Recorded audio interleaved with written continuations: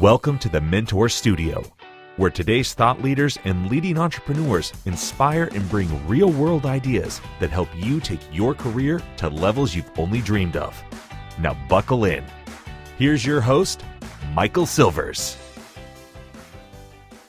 Hi, everyone. I wanted to welcome you to the Mentor Studio. It's another great day. This is Michael Silvers with the Mentor Studio. You know, it's about mentoring, and we know that. A lot of you have been listening for years. It's just great. We took a little bit of a hiatus. Everybody knows that. And it wasn't, it was really ending with some powerful shows, and we're going to start loading up the new shows. You're going to be hearing from Joseph McClendon and Steve Leon, a Hollywood producer. And today I have an amazing guest, because she is a champion. She just gets out there and gets it done.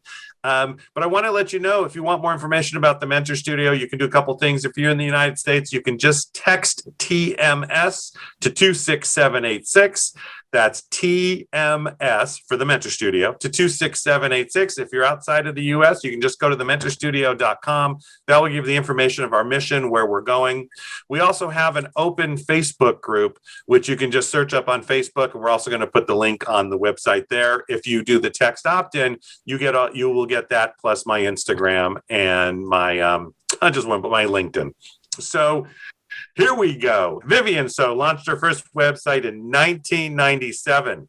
Yeah, we remember what those were like back then. A woman of courage coming from a negative upbringing family who decides to transform her life by just taking one single action, is now the owner of Thrive to Shift Marketing. Love that name.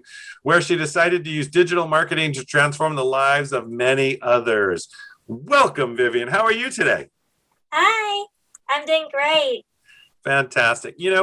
Part of what happens, and we talk about this a lot, is, people love to know a little bit about you. So in just a couple minutes, can you tell us a little bit about your background, how you got to where you got to, and some of the decisions along the way, and then we'll go a little more in depth. Sure. Like the intro say, I come from a negative upbringing.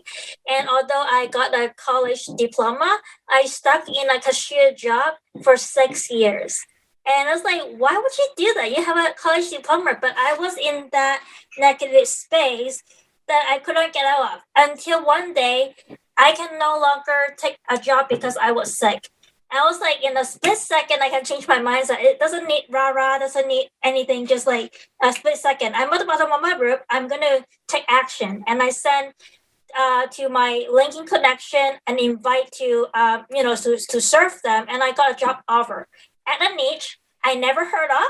And honestly, if I tell you, you may not even know what it is. It's a window treatment niche, and which means it's selling curtain. And I didn't know the niche, but I did not reject the offer. I take up the offer, I over-deliver, and I got other client because of it. And Wow. That's how I got started. And because of that, during COVID, when I kind of pivot my business, I was like saying, you know what? I can use my story to inspire more people to buy my digital marketing service, right? And then I was like, hey, but wait, if I can do that for myself, I can help other business owners such as coaches, consultants, and public speakers to connect the why and the story with the product and service so they can better position themselves. Because we all know before we feel we're being understood, we don't care about anything you say. And story is a great way to build bond and trust if you do it the right way. It is so true.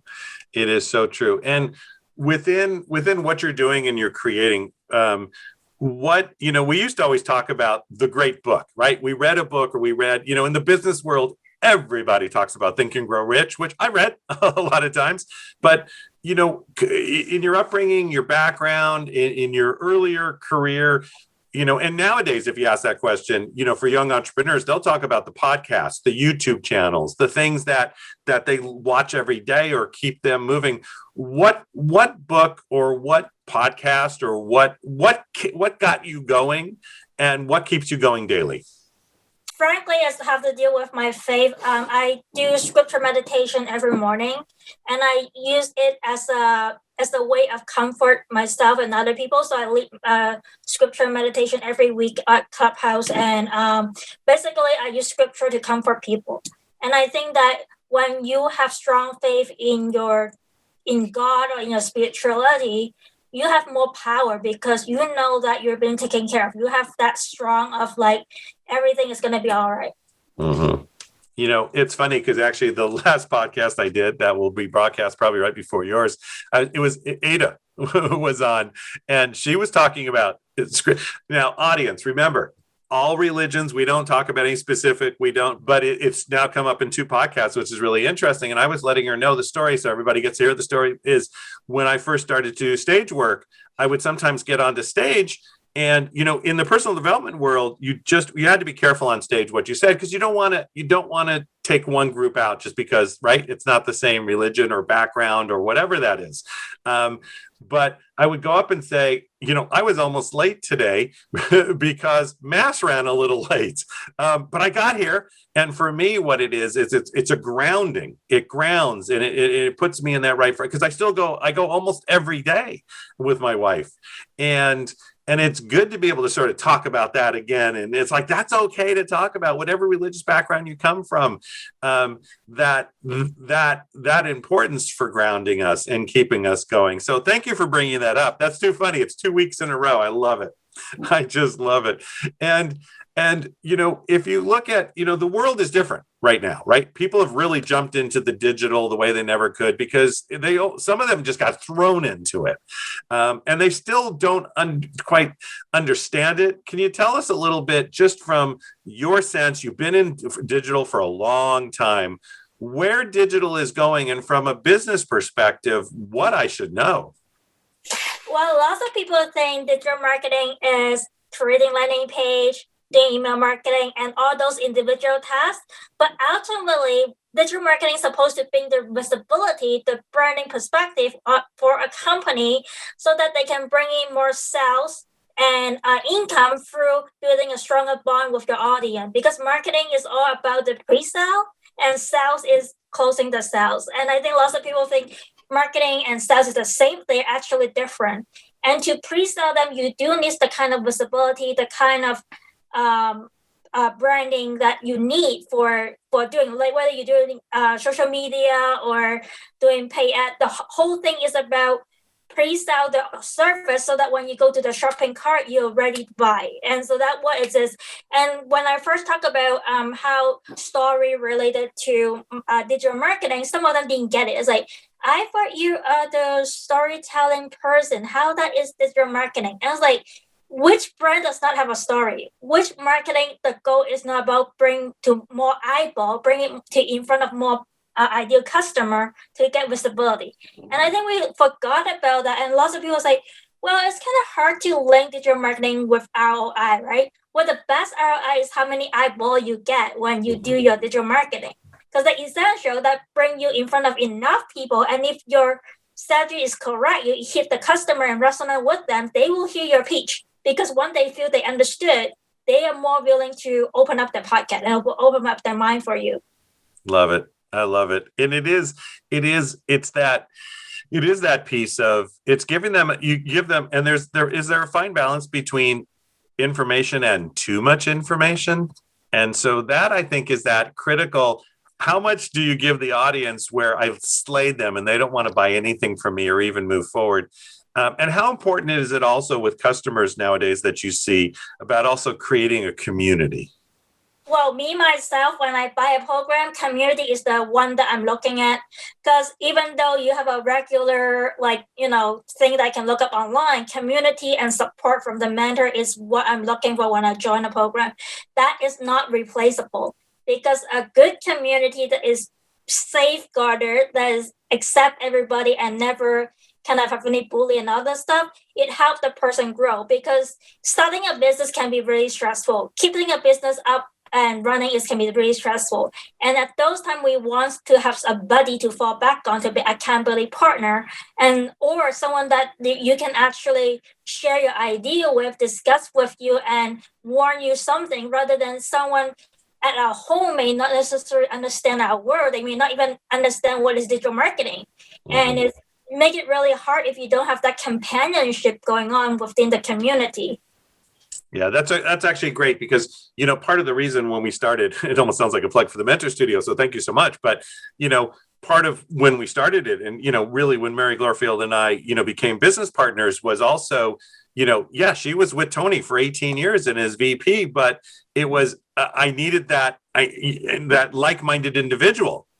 I needed somebody, but also at the same time, the days that I could go and go, wow, this day's a tough day. Let me roll it out. And then how are we going to move forward? And not somebody who's going to listen to any drama or whining or anything like that, but it's a community that, and I always like to pick individuals that are ahead of me, right? Or have done more than me, and then help the ones that are before that. And even if you have a regular like brick and mortar store and you're doing digital media, people love communities, right? Millennials love communities. There's no ifs, ands, or buts. That's why you got Facebook. And sometimes there will be a store owner, and it's like, even we used to do this for dentists. Dentists create communities online, because people will come to that. Have you ever had in any of the businesses you've worked with a very traditional storefront, that you built a community for, or you were able to get them to see the importance of it? Can you tell a little bit about that? I'm trying to think about example, because usually each business is different, but yeah, sure is. I think I don't have an actual example that I remember, but I remember in a strategy call, I kind of say that, you want to build a tribe. You want to encourage people to talk about, on Facebook content where you, as a group, to answer the objection beforehand. Because lots of people, when they Google, you have to in your customer mind, when they are going for a journey, they want to look for solution, and they need a group and that give them the information. If I have two companies, one company thought nothing about the objection that I will be anticipating, or do nothing about explaining the process that I'm going through during my search for a solution. And the other one, when I go to their website, they talk about the potential objection that I will run into, and they talk about the things that I need to consider when I'm making the decision. Immediately I will go for the second one, because save me time and money. I don't want to go for 5 different websites and to evaluate your product. I want to go to a stop where you are so transparent and authentic in, this is what you're going to need to consider. This is the pros and cons. And, this is what you need if you're, never experienced. This is the pro-conscious you need. And answer the objection beforehand. I was like, oh, I don't have to spend, how it is a consumer. It spends so much time doing research. When you have one stop for all the answer, you think that person is a pro. And you're just like, thank goodness, I don't have to spend another 5 hours on researching. I agree completely, because also what's happening too, and is people, it used to be 1 click, 3 clicks, and they're off your website, right? Yeah. Literally now, if they don't find something in 1 click, they're gone. Yeah. Right. So if you start to how great we are, how not interested, right? What you just said is phenomenal about the tribe, but about being realistic. This is who we are. This is the pros and cons. And if we're a fit for you, great. If not, fine, right? And that's exactly what having your own group or your own tribe is about, right? You educate them, you grow with them. Because some people is like, oh, I don't have too much track record. Well, that's great, because you grow with, you journal how you start your journey. And some people will grow with you. Some people will be there with you when you hit a certain milestone, but your track record is always there. And the person with a track is better than, something magic wine. It's not believable. It sounds like a host. So you can track back yes, there's a humble point of view when you start, and it doesn't matter. As long as you're sharing your journey authentically, and every time you're providing value, how to move a step forward along with them together, they feel the togetherness. They may just as well go with you because they can relate to you. They are having the same struggle with you, and you figure out everything together like a mastermind. Right, like a mastermind. That's right. I love it. And it is that piece, because we've talked about, because brick and mortar stores used to, when it came to the mastermind concept, a group of individuals working together, and they're like, what do we need that for? But just think, if all your employees understand what your vision and your mission is, and you got together once a week and went through how to make everything better, they're more enrolled and want to do so much more for you. From the person who enters the door, and even with a website, right? I'm walking in your door. I want complete honesty. I want to know, and I might not be the right fit. And I want to know you're also willing to recommend, well, if we're not the fit for you, maybe they are. I'm like, cool. Yeah, I kind of like how you say like it's important to involve everyone in your organization on the same page on your vision, on your corporate culture and your goal. Because if you're not, if you like, just the frontline worker is really important. They are the one who know the nuts and bolts, where is the bottleneck, what is screw up, what the customer need. So to get all the input from everybody, especially the front end person, to involve in the decision making and respect their opinion, very important. And you bring up a really good point. Yeah, no, it is so true. So before we go, what I always like to leave also with the podcast, because the listeners are in their cars, they're doing who knows what, we know that traffic is right back where it was. And by the way, where in the world do you come from? I come from Markham, Ontario, Canada. Fantastic. Canadians. There we go. But, and the great thing about this message is it's worldwide. The great thing about this, the one thing, and digital media is out there everywhere, as we know. But if there are 3 things that I could do right now to at least get started, get going, let alone hire you, but what are 3 simple things to start me down that path that I could do? Is there anything you could recommend? Well, first thing, push content consistently, and can be once a month, once a week, but if the consistent, doesn't have to be all over the places, just the platform where you feel most comfortable with and where your audience is. Good. And then secondly, never stop pitching your vision, because by pitching your vision, you grow more confident, but you also get JV partner, collaboration, speaking opportunity, business partner, and client. Sometimes it's not about your product, but your vision. And that's why the story come in. Without the story, your vibe, nobody really care because they don't resonate with who you are.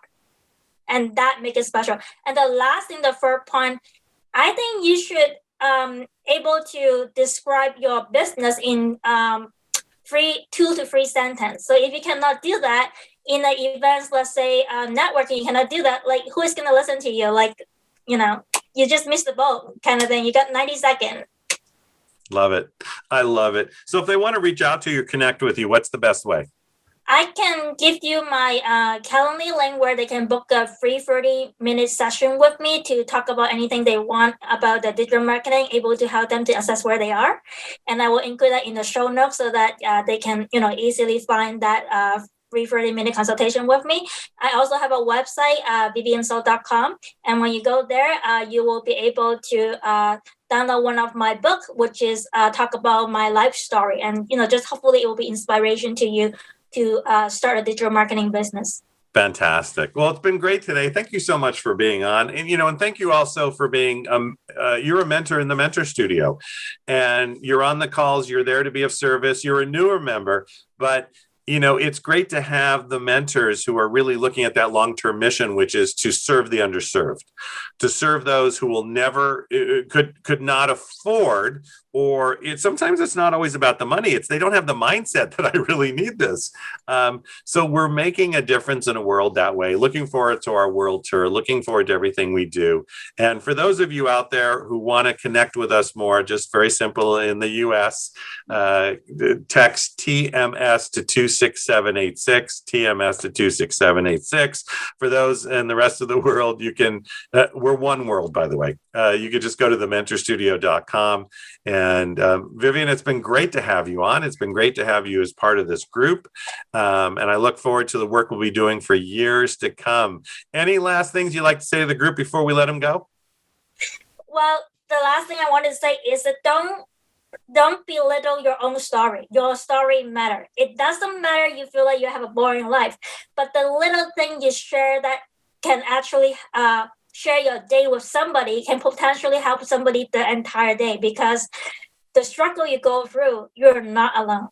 And there's so many more people wanting to hear from you how you survive your day. Amen. That's fantastic. All right, everybody. Thank you so much, Vivian. Thank you, Mentor Studio audience. This is Michael Silvers, and just have another glorious day, whether it's your morning, afternoon, or evening.